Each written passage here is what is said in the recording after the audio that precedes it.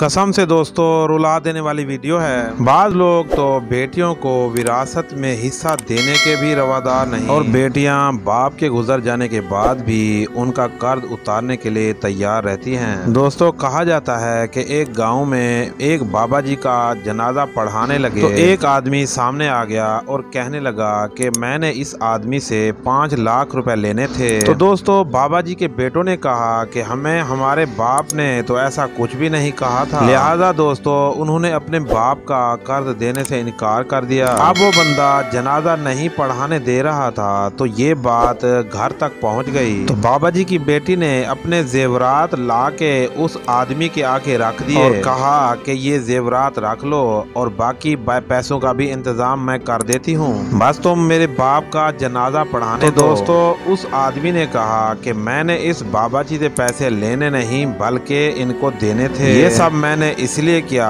कि मैं इनकी फैमिली में किसी भी उनके अपने फैमिली मेंबर को नहीं जानता था, लिहाजा मुझे ये ड्रामा करना पड़ा। अब मुझे पता चल गया है कि इन बाबा जी की असल वारिस इनकी एक बेटी है, लिहाजा इन पैसों पर उनकी बेटी का हक बनता है। अल्लाह पाक से दुआ है कि अल्लाह पाक तमाम बेटियों के नसीब अच्छे करे, आमीन सुम्मा आमीन।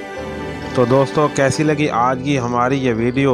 अगर वीडियो अच्छी लगी है तो इसे अपने दोस्तों के साथ व्हाट्सएप, फेसबुक और सोशल मीडिया पर ज़्यादा से ज़्यादा शेयर करें और नीचे कमेंट सेशन में बाप और बेटी की मोहब्बत में अपने ख्यालात का इजहार ज़रूर करें। हमें आपके जवाब का इंतज़ार रहेगा। मिलते हैं एक और नई वीडियो में, तब तक के लिए अल्लाह हाफिज़।